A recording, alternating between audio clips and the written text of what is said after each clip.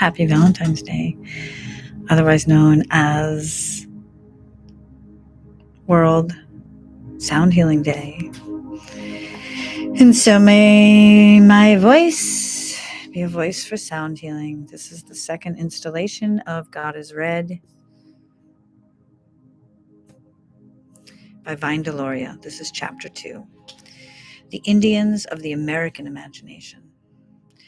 Until the occupation of Wounded Knee, American Indians were stereotyped in literature and by the media.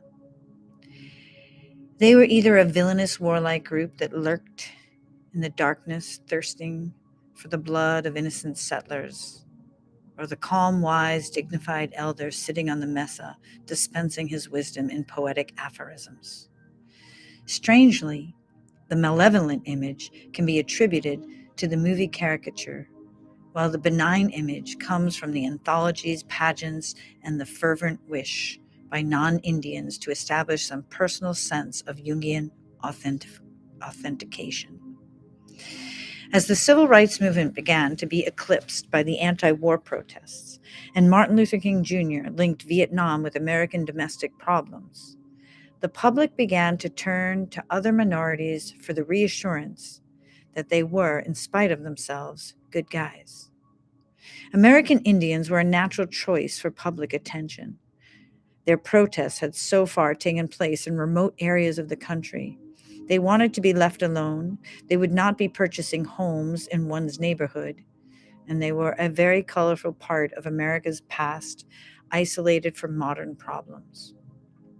With a growing interest in America's history and the heightened visibility of American Indians in 1967, the publishing industry made a deliberate effort to feature Indian books.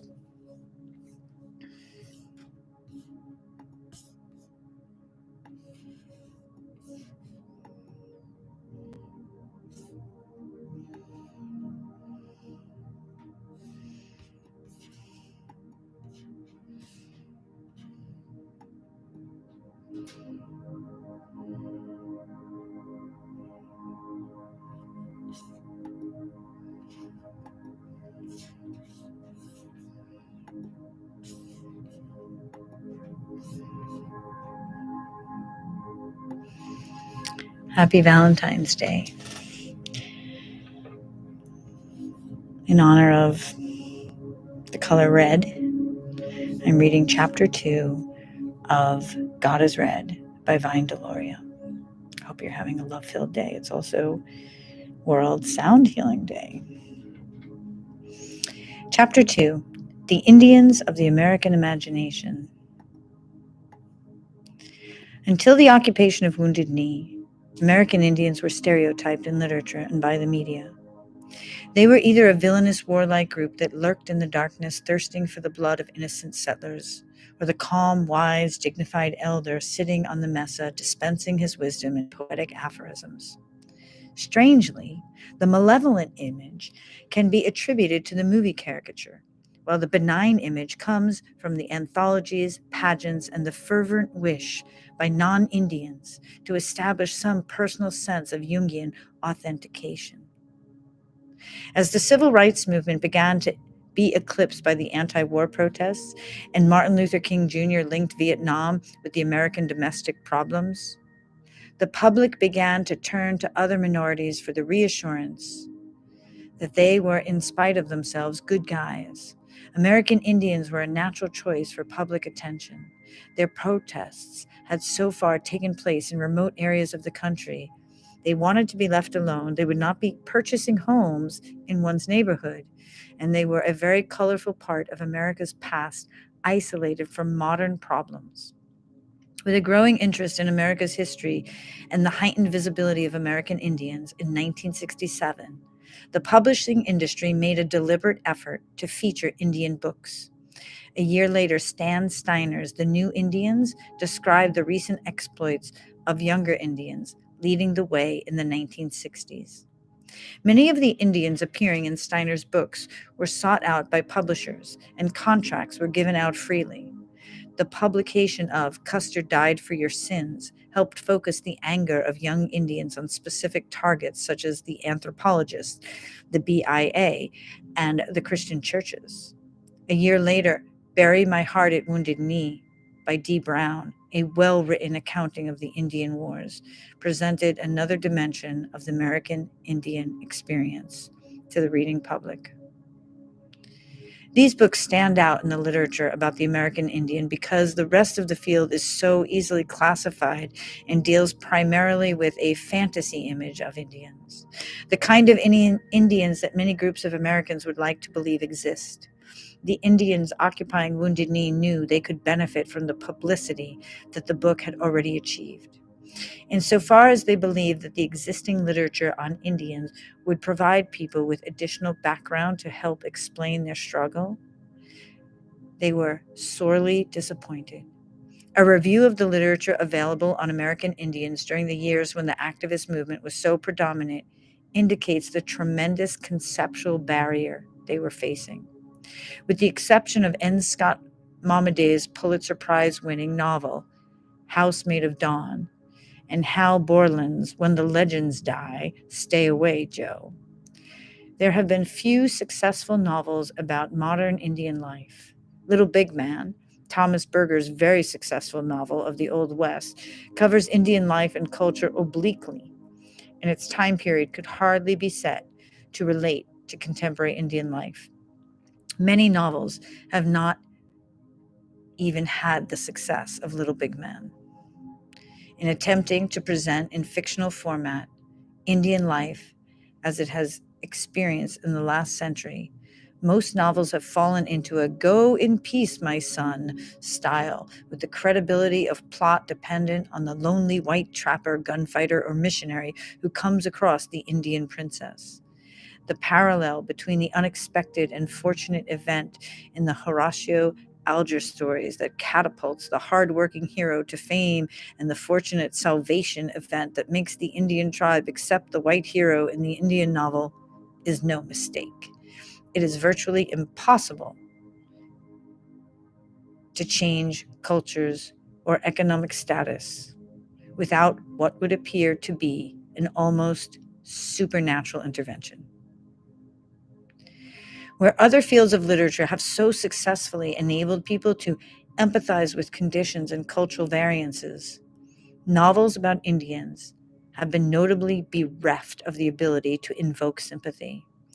Rather, they have been dependent on an escapist attitude for their popularity.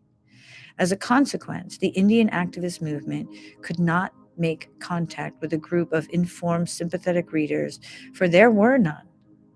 There is no emotional unconscious that Indians and non-Indians share that can be tapped on behalf of the American Indians, insofar as they are people like other people. Their sufferings are historic and communal. This is the lesson that America has learned from its literature on Indians. The communal nature of Indian personal existence is further supported by the presence of a large body of literature on the histories of their respective tribes.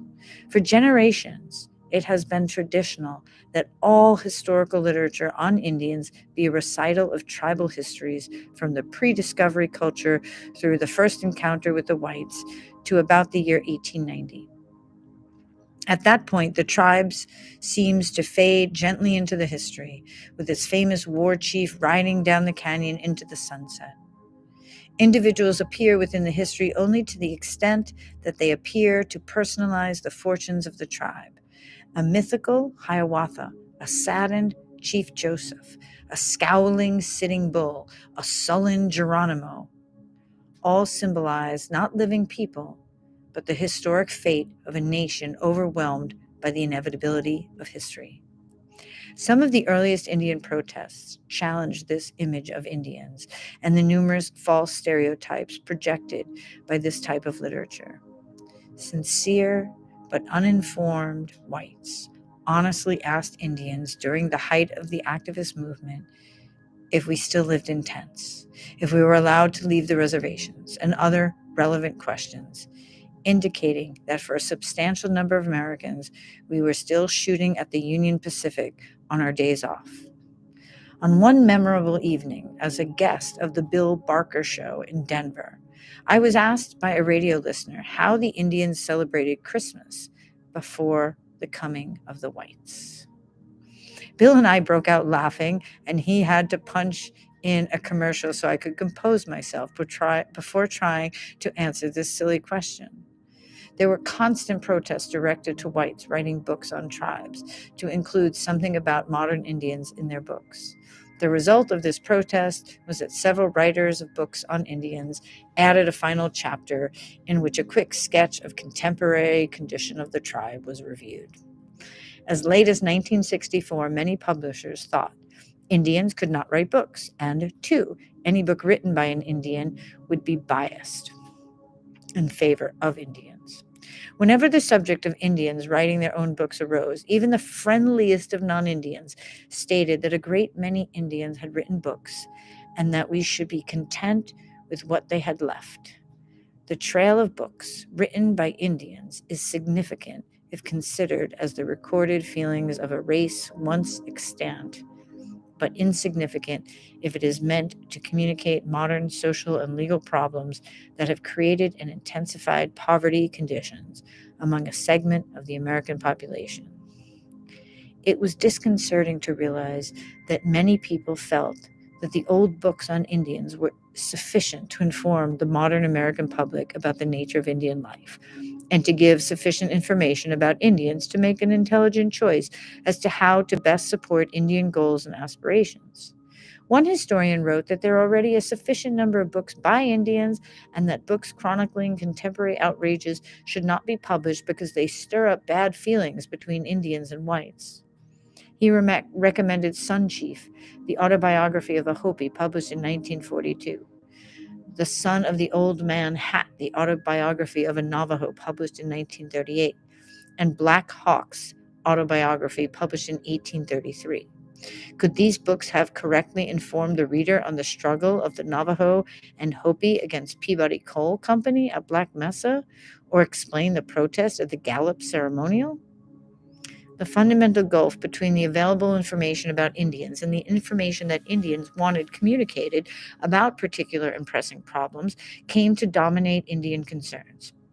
For that reason, the activists made maximum use of television and greatly simplified the issues that concerned them. When the National Indian Youth Council was coming into existence and the young Indians were attempting to get sympathetic non-Indians to listen to their story, a non-Indian law professor replied that he was very interested in the plight of Indians that had recently read Ishi in Two Worlds, a story about the last member of a California Indian tribe who spent his final days as a mascot of a California museum in the first decade of this century.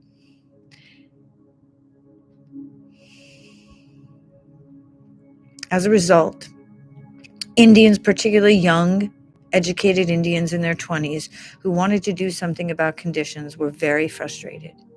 The tension being experienced by young Indians, the awareness that something was dreadfully wrong, was recorded in Steiner's The New Indians.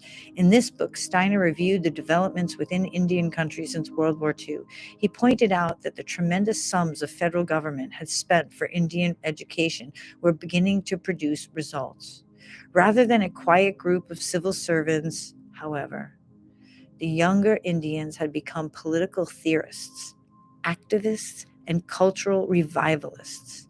Steiner warned of the impending landslide of concerns, which was bound to manifest itself in continuing protests against federal policies that had never taken into account the nature of Indian society or the historic feeling of betrayal that the Indian community has held throughout the 20th century. However, the reading public, the literary critics, and many of the people directly concerned with the problems of modern Indians were attracted to the two other books also published in 1968. Alvin Josephy published The Indian Heritage of America, and Peter Farr published the book with the long title, Man's Rise to Civilization as Shown by the Indians of North America from Primeval Times to the Coming of the Industrial State. Both books were bestsellers and popular book club selections.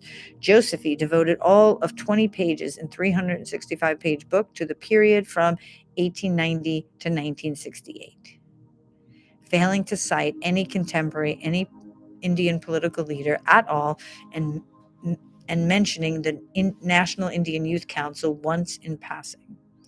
Farb did a brilliant analysis of prehistoric Indian cultures, covered items that had not previously been on an anthropological agenda, and cleverly wove together almost all of the relevant information on Indian cultural traditions into a 332-page book. His work was considered by reviewers as a major step forward in understanding the American Indians. He did not, however, mention the Indian Reorganization Act of 1934, which has formed the basis for communal survival in the post-war world. He did not mention the Indian Claims Commission of 1946, which attempted to redress the injustices of land confiscation through relitigation of land claims. Farb frankly stated that he would leave such a job to another. How he came to figure that he had taken Indians up to the modern industrial state, however, is another question, since his book appears chronologically to stop shortly after the Dawes Act of 1887. The incongruity of the impact of the three books became more apparent with the addition of other facts. Josephine and Farb were among the inner circle of consultants upon whom then Secretary of the Interior Stuart Udall relied for his knowledge regarding the formation of policy for American Indians. Steiner was regarded as an itinerant relic of the Jack Kerouac school of wanderers, a person who could not conceivably possess any information on Indians that would be relevant to the formation of policy. In 1968, the inherent schizophrenia of the Indian image split and finally divided into modern Indians and the Indians of America, those ghostly figures that America loved and cherished. In the next 4 years, it seemed as if every book on modern Indians was promptly buried by a book on the real Indians of yesteryear. The public overwhelmingly turned to Bury My Heart at Wounded Knee and the memoirs of Chief Red Fox to avoid the accusations made by modern Indians in the Tortured Americans and Custard Died for Your Sins. The Red Fox book alone sold more copies than the two modern books. It was later revealed to be a reprinting of an older book that Chief Red Fox had simply copied. Each takeover of government property only served to spur further sales of Brown's review of the wars in the 1860s. While the Indian reading public was in tune with The New Indians, The Tortured Americans, The Unjust Society by Harold Cardinal, a Canadian Indian, and other books written by contemporary Indians on modern problems, the reading, non-Indian public began frantically searching for additional books on the Indians of the last century. And I will pick up on page 28 next time. Hope you're having a wonderful day.